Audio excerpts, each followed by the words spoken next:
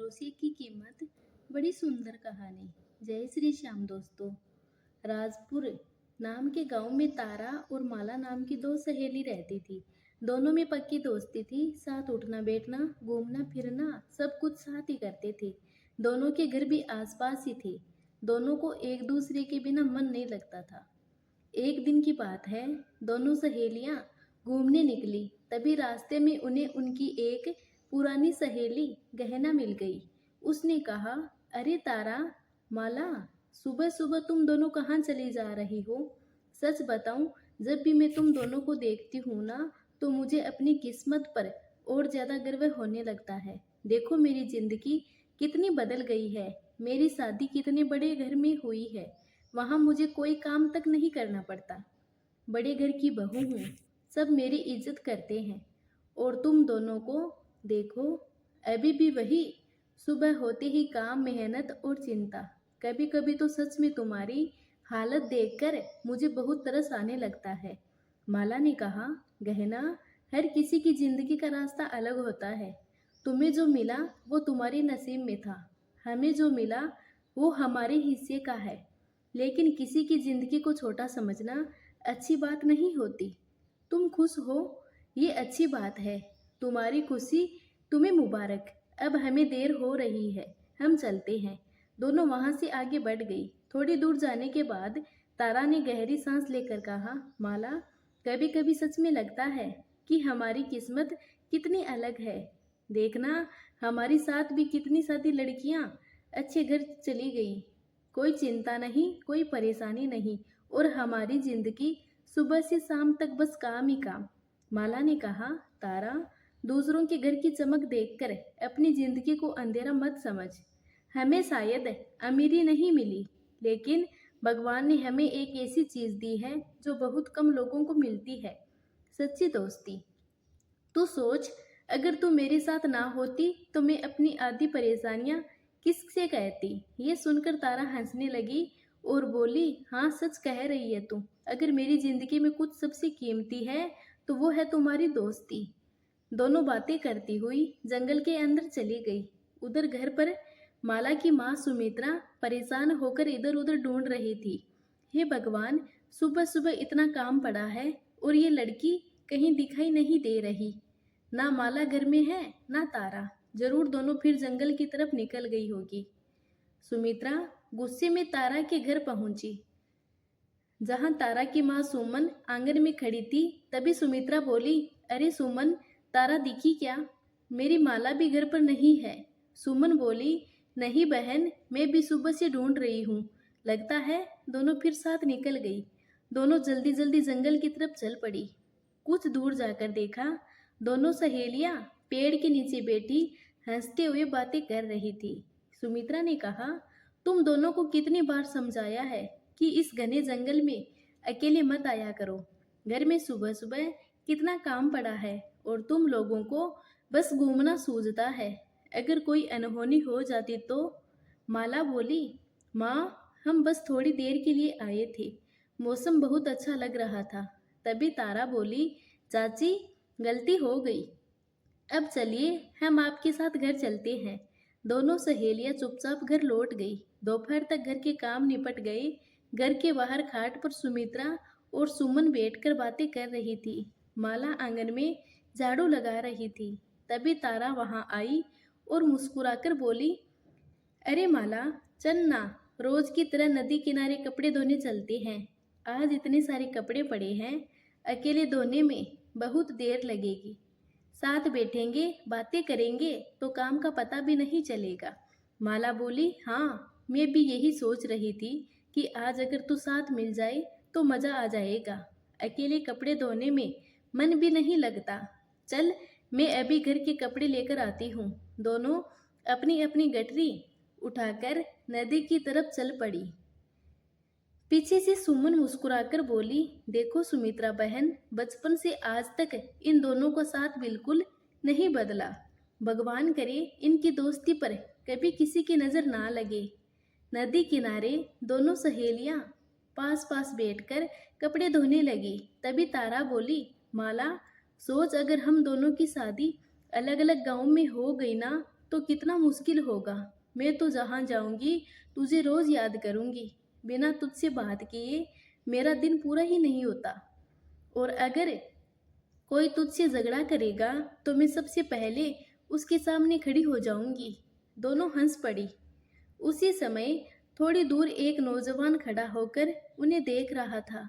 कुछ देर बाद वह धीरे धीरे उनके पास आया। उसने तारा की तरफ देखकर कहा, अगर बुरा ना मानो तो क्या मैं तुम्हारा नाम जान सकता हूँ? मैं पहली बार तुम्हें यहाँ देख रहा हूँ, लेकिन सच कहूँ तो तुम्हें देखकर लगा जैसे इस गांव की सबसे अलग लड़की तुम ही हो। तभी माला बोल पड़ी, तुम कौन हो? और तुम्हें मेरी सहेली के नाम से क्या मतलब? यहाँ गांव की लड़कियों से इस तरह बात करना ठीक नहीं है। जाओ यहाँ से। नौजवान बोला, मैंने सिर्फ नाम पूछा था, गलत मत समझो। तारा चुप रही, लेकिन उसकी नज़र उस नौजवान से हट नहीं रही थी। माला ने जल्दी से कपड़े समेटे और बोली, चल तारा, देर हो रही है। दोनों वहां से चल दी। चलते चलते तारा बार बार पीछे मुड़कर देखती रही। थोड़ी दूर आने के बाद उसने धीरे से कहा, माला, तूने इतना सख्त जवाब क्यों दिया? उसने तो बस नाम ही पूछा था। उसकी बात करने का तरीका बुरा नहीं लगा मुझे। माला बोली, हर मीठी बात करने वाला भरोसे के लायक नहीं होता। माँ ने सही कहा था, रास्तों में अजनबी लोगों से सावधान रहना चाहिए। तारा चुप हो गई, लेकिन उसके चेहरे पर वही सोच बनी रही। उस रात वह देर तक जागती रही। अपने बिस्तर पर बैठकर उसने धीरे से कहा, कौन था वो? और उसकी आंखों में इतना अपनापन क्यों था?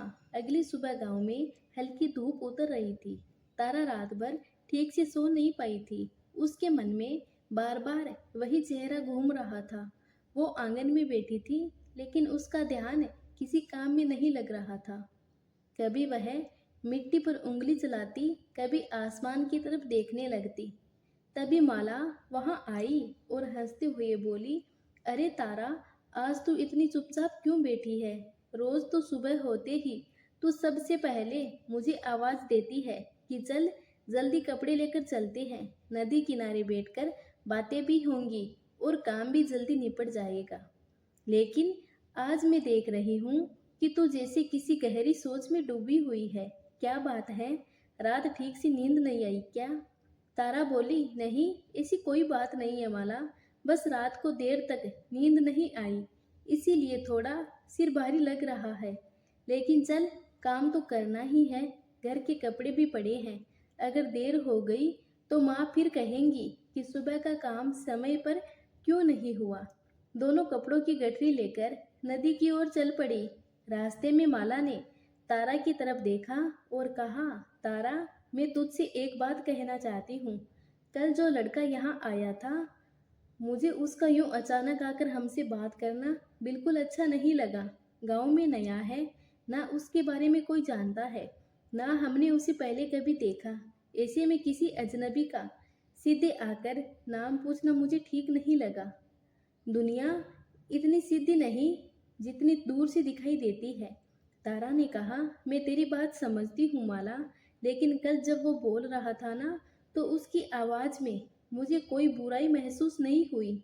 ऐसा लगा जैसे वो बस सामान्य तरीके से बात करना चाहता हो। हर अजनबी गलत हो ये भी तो ज़रूरी नहीं। माला बोली, मैं ये नहीं कह रही कि हर कोई गलत होता है, लेकिन जल्दी भरोसा करना भी ठीक नहीं, खासकर तब जब सामने वाला हमें जानता तक नहीं। दोनों नदी किनारे पहुंची और बैठकर कपड़े धोने लगी। तभी पीछे से कदमों की आवाज आई। दोनों ने मुड़कर देखा। वही नौजवान फिर सामने खड़ा था, लेकिन आज उसके साथ उसकी माँ भी थी। नौजवान मुस्कुराया और धीरे से बोला, कल शायद मेरी वजह से तुम्हें अचानक असहज महसूस हुआ होगा, इसीलिए आज मैं अकेला नहीं आया। मैंने सोचा कि अपनी माँ को साथ लेकर जाऊं, ताकि तुम्हें यह भरोसा हो सके कि मेरा इरादा सिर्फ बातचीत करने का है, किसी तरह की बदतमीजी करने का नहीं। नौजवान की माँ ने कहा, बेटी, इसने कल घर जाकर इतना कहा कि नदी किनारे दो लड़कियां मिली थी। उनमें से एक बहुत ही शांत स्वभाव की लगी मैं खुद सोचने लगी कि आखिर कौन है वो लड़की जिसकी बात मेरा बेटा इतनी देर तक करता रहा। अगर अब भी तुम्हें बुरा ना लगे तो क्या आज अपना नाम बता दोगी? कल से ये बात अधूरी रह गई थी और सच कहूँ तो मुझे लगा कि बिना नाम जाने किसी से दोबारा बात करना अजीब लगता है। तारा बोली, मेरा नाम तारा है और ये मेरी बचपन की सहेली माला है। हम दोनों बचपन से हर काम को साथ करते आए हैं। नौजवान ने कहा, सच कहूँ तो तुम्हारा नाम तुम्हारे चेहरे की तरह ही बहुत सुंदर है। मेरा नाम गगन है। हम लोग कुछ ही दिन पहले इस गांव के बाहर बड़े मकान में रहने आए हैं। अभी गांव में बहुत कम लोगों से पहचान हुई है, इसीलिए यहाँ के लोगों को जानने की कोशिश कर रहा हूँ। गगन की माँ बोली, बेटी, तुम्हारे चेहरे पर जो सादगी है ना, वो आजकल बहुत कम देखने को मिलती है। कई बार इंसान बहुत महंगे कपड़े पहनकर भी वैसी सुंदरता नहीं ला पाता जो तुम्हारे चेहरे पर बिना किसी बनावट के दिखाई दे रही है। तुम्हें देखकर लगता है कि तुम सीधी और सच्चे दिल की लड़की हो। तारा पहली बार इतनी खुलकर तारीफ सुन रही थी। उसने हल्का सा मुस्कुराकर कहा, हम लोग तो साधारण घर के हैं, रोज घर का काम करते हैं, कपड़े धोते हैं, खेतों में भी हाथ बटाना पड़ता है। हमारे यहाँ तो यही जीवन है। गगन बोला, लेकिन सच कहूँ तारा, तुम्हारे हाथों को देखकर नहीं लगता कि इन्हें इतना कठोर काम करना चाहिए। तुम्हारे हाथ इतने नाजुक हैं कि लगता है जैसे इन्हें सिर्फ खुशियाँ मिलनी चाहिए, मेहनत नहीं। कई बार इंसान की सादगी ही उसकी सबसे बड़ी खूबसूरती होती है और तुम्हारे अंदर वही बात है। माला अब तक सब सुन रही थी। उसने थोड़ा सख्त स्वर में कहा, अब हमें घर लौटना चाहिए। सुबह से निकले हैं, घर पर माँ लोग इंतजार कर रही होगी। अगर देर हुई तो चिंता करेगी। गगन की माँ ने कहा, अरे बेटी, 2 पल बैठकर बात करने से क्या बिगड़ जाएगा? पहली बार तो ठीक से पहचान हो रही है।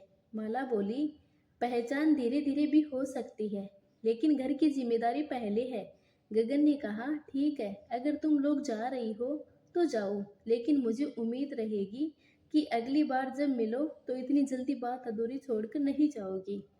तारा कुछ पल चुप रही, फिर धीरे से बोली, अगर समय मिला तो बात पूरी होगी। दोनों सहेलियां वहां से चल पड़ी। रास्ते भर तारा चुप रही। माला ने पूछा, तू इतनी चुप क्यों है? तारा ने कहा, पता नहीं क्यों, लेकिन उसकी बातें अलग लगी, जैसे वो दूसरों की तरह नहीं है। माला ने कहा, ये तो डर है तारा। मीठी बातें सुनकर जल्दी किसी को अच्छा मान लेना ठीक नहीं होता। उस रात तारा देर तक जागती रही। वो मन ही मन सोचती रही।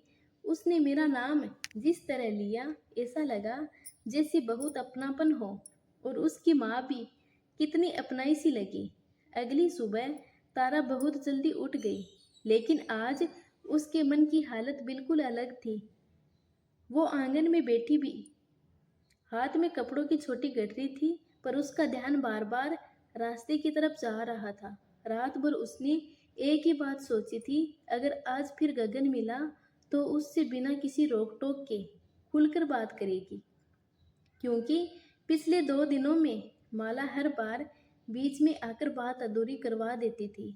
वो मन ही मन सोच रही थी, मैं समझ नहीं पा रही कि ऐसा क्यों हो रहा है, लेकिन जब भी गगन सामने आता है तो उसके शब्द मेरे मन में देर तक गूंजते रहते हैं। ऐसा लगता है जैसे वो बाकी लोगों से अलग है। उसकी बातों में एक ऐसा अपनापन है जो सीधे दिल तक उतर जाता है। अगर आज फिर माला मेरे साथ रही तो शायद मैं उससे ठीक से कुछ भी नहीं कह पाऊंगी।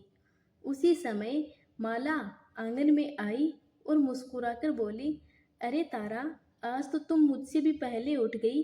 मैं सोच रही थी कि आज मैं तुझे आवाज़ दूंगी और फिर हम रोज की तरह साथ नदी किनारे चलेंगे।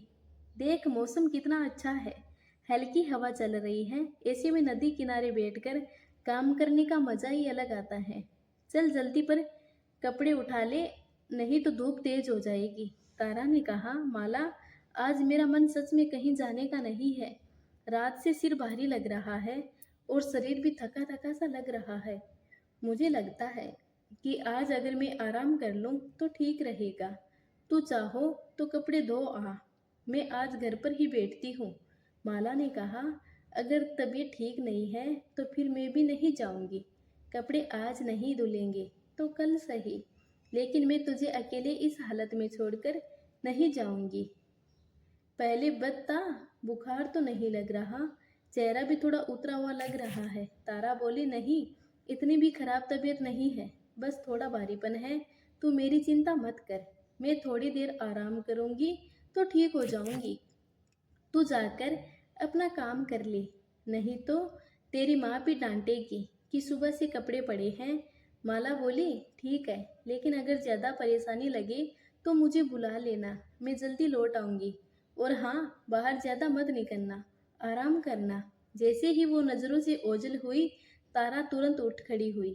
उसने जल्दी से अपनी छोटी गठरी उठाई, इधर उधर देखा कि कोई देख तो नहीं रहा, और तेज कदमों से नदी की तरफ चल पड़ी। रास्ते भर उसका दिल तेज धड़क रहा था। वो मन ही मन कह रही थी, मैंने पहली बार माला से झूठ बोला है, लेकिन अगर आज नहीं गई तो शायद गगन इंतजार करता रह जाएगा। मुझे उससे बात करनी है, बहुत सी बातें करनी है। नदी किनारे पहुंचकर उसने चारों तरफ नजर दौड़ाई। वहां सुबह की शांति फैली हुई थी। पानी धीरे धीरे बह रहा था, लेकिन गगन अभी तक दिखाई नहीं दे रहा था। वो नदी की सीढ़ी पर बैठ गई और बेचैनी से रास्ते की तरफ देखने लगी। आज वह अभी तक क्यों नहीं आया? कल तो उसने खुद कहा था कि अगली बार बात अधूरी नहीं छोड़ेगा। अगर वह आज नहीं आया तो, और अगर माला को पता चल गया कि मैं यहाँ अकेली आई हूँ तो क्या होगा? कुछ देर बाद दूर से गगन आता दिखाई दिया। उसने देखते ही तारा के चेहरे पर चमक आ गई। गगन पास आकर मुस्कुराया और बोला, आज तुम्हें देखकर मुझे सच में खुशी हुई, क्योंकि पहली बार तुम अकेले आई हो। सच बताऊं, मैं रास्ते पर यही सोचता आया कि शायद आज भी तुम्हारी सहेली साथ होगी और फिर हमारी बात अधूरी रह जाएगी। लेकिन आज तो जैसे किस्मत ने मुझे पूरा मौका दिया है। तारा ने कहा, मैं भी आज जल्दी आ गई थी और काफ़ी देर से तुम्हारा इंतज़ार कर रही थी। मुझे लगा कहीं तुम आज आओगी कि नहीं, क्योंकि गांव के लोग जल्दी किसी से अपनापन नहीं रखते। गगन बोला, अगर कोई इंसान दिल में जगह बना ले तो फिर मिलने की इच्छा अपने आप खींच लाती है। कल रात भी मैं तुम्हारे बारे में सोचता रहा। तुम्हारी सादगी, तुम्हारी बातें और सबसे ज़्यादा तुम्हारा शांत स्वभाव, ये सब कुछ मुझे बार बार तुम्हारी तरफ खींच रहा है। तारा बोली, तुम बहुत अलग तरह की बात करते हो गगन। गांव में तो किसी ने मुझसे कभी इस तरह बात नहीं की। गगन बोला, क्योंकि गांव वाले शायद सिर्फ तुम्हें काम करते देखते होंगे, लेकिन मैंने पहली बार तुम्हें ध्यान से देखा है। तुम्हारे चेहरे पर जो मासूमियत है वो बहुत कम लोगों में होती है। कई बार इंसान की सबसे बड़ी खूबसूरती उसकी सच्चाई होती है, और तुम्हारे अंदर वही बात साफ दिखाई देती है। तारा चुप होकर उसकी बातें सुनती रही। गगन ने धीरे से कहा, चलो मैं तुम्हें एक जगह दिखाना चाहता हूँ। यहाँ से थोड़ी दूर है, लेकिन बहुत सुंदर है। गांव के बहुत कम लोग उस जगह को जानते हैं। जब पहली बार मैंने उसे देखा था, तभी सोचा था कि अगर कभी तुम्हें मौका मिला तो तुम्हें वहाँ जरूर ले जाऊंगा। तारा बोली, अगर किसी ने देख लिया तो, और अगर देर हो गई तो घर पर पूछेंगे। गगन ने कहा, कभी कभी जिंदगी में कुछ पल ऐसे होते हैं जिन्हें जी लेना चाहिए, क्योंकि वही पल बाद में याद बनते हैं। तुम चिंता मत करो, मैं तुम्हें जल्दी वापस ले आऊँगा। तारा उसके साथ चल पड़ी। वो दोनों एक सुंदर जगह में पहुंचे जहाँ रंग बिरंगे फूल और सुंदर सुंदर पेड़ पौधे थे। तारा वहाँ का नज़ारा देखकर खुशी से झूम उठी। इतनी सुंदर जगह! मैं तो बचपन से इस गांव में हूँ, लेकिन मैंने इसे कभी नहीं देखा। ऐसा लग रहा है जैसे किसी ने जंगल के बीच छुपाकर कोई सपना सजा दिया हो। इस जगह की खूबसूरती आज पूरी हुई है। गगन मुस्कुराकर बोला, क्योंकि आज यहाँ तुम आई हो। तारा, मैं तुम्हारे लिए कुछ लाया हूँ। छोटी सी चीज़ है, लेकिन मेरे दिल से है। गगन उसे एक अंगूठी देता है, जिसे देखकर तारा बोली, ये मेरे लिए? ये तो बहुत कीमती लग रही है, मैं इसे कैसे ले सकती हूँ? गगन बोला, कीमत चीज की नहीं होती, उस भावना की होती है जिसके साथ दी जाती है। और सच कहूँ, मुझे लगा कि ये तुम्हारे हाथ में ही अच्छी लगेगी। उसी समय दूर रास्ते से लड़कियां लेकर लौटती माला की नजर उन दोनों पर पड़ गई। वही ठिठक कर रुक गई। उसके चेहरे पर चिंता और शक दोनों साफ दिखाई देने लगे। माला उन दोनों के पास गई और तारा से बोली, तारा, अब मुझे साफ समझ आ गया कि आज तूने मुझसे झूठ क्यों बोला था। तूने कहा कि तबीयत खराब है, लेकिन सच ये है कि तू यहाँ अकेले गगन से मिलने आई थी। मुझे दुख इस बात का है कि तूने पहली बार किसी अजनबी के लिए मुझसे सच छुपाया। तारा कुछ बोल पाती उससे पहले गगन माला को देखकर घबरा गया। उसके चेहरे का रंग बदल गया। उसने जल्दी जल्दी इधर उधर देखा और घबराई आवाज में कहा, नहीं, बात वैसी नहीं है जैसी तुम समझ रही हो। मैं तो बस तारा से थोड़ी देर बात कर रहा था। लेकिन अब सच छुपाने का फायदा नहीं है। अगले हफ्ते मैं यहाँ से शहर लौट जाऊंगा और घर वालों ने मेरी शादी पहले से तय कर दी है। मैं किसी परेशानी में नहीं पड़ना चाहता, इसीलिए सच बता रहा हूँ। ये सुनते ही तारा जैसे पत्थर की तरह खड़ी रह गई। उसने हैरानी और दर्द से गगन की तरफ देखा और भारी आवाज में बोली, तो ये सच था। अगर तुम्हारी शादी पहले से तय थी तो फिर मुझे अपनेपन की बातें क्यों सुनाई? क्यों मुझे ये एहसास कराया कि मैं तुम्हारे लिए खास हूँ? क्या तुम्हारे लिए ये सब सिर्फ खेल था? मैंने सोचा नहीं था कि बात इतनी जल्दी यहाँ तक पहुँच जाएगी, लेकिन मैंने भरोसा किया था और जहाँ भरोसा टूटता है वहाँ कोई बात छोटी नहीं रहती। ये अंगूठी तुम अपने पास रखो, क्योंकि अब इसकी कोई कीमत नहीं है। तभी माला ने कहा, चल तारा, अब यहाँ रुकना ठीक नहीं। जो इंसान डरते ही सच बदल दे, उसके साथ कोई रिश्ता नहीं बनता। आज समझ आ गया कि मीठे शब्द हमेशा सच्चे नहीं होते। गगन ने डरकर सच इसीलिए उगल दिया क्योंकि उसके मन में तारा के लिए सच्चा साथ नहीं, सिर्फ उसका भरोसा जीतकर उसकी जिंदगी से खेलने का इरादा था। गांव की सीधी लड़की समझकर वह उसे आसानी से धोखा देना चाहता था, लेकिन माला के अचानक आ जाने से उसकी चाल वही खुल गई। तारा को भी अपनी गलती का एहसास हुआ। उसे महसूस हुआ कि एक अजनबी के लिए उसने बचपन की सहेली से झूठ बोला। तारा और माला अपने घर पहुंचे। तारा की आंखों में आंसू था। उसने माला से कहा, माला, मैं तो तुझसे नजरें भी नहीं मिला पा रही हूँ। मैंने तुझे झूठ बोला, जबकि तू सही थी। मैं तेरी बात नहीं मानी। माला ने तारा के आंसू पोंछते हुए कहा, तारा, जो हुआ सो हुआ, उसे भूल जा, आगे से ध्यान रखना। दोनों ने एक दूसरे को गले से लगाया और फिर से हंसी खुशी रहने लगे। आज की कहानी यहीं पर समाप्त हुई। फिर मिलेंगे एक और कहानी के साथ। कहानी पसंद आए तो कमेंट में हरे कृष्णा जरूर लिखें। चैनल को सब्सक्राइब करना बिल्कुल ना भूलें।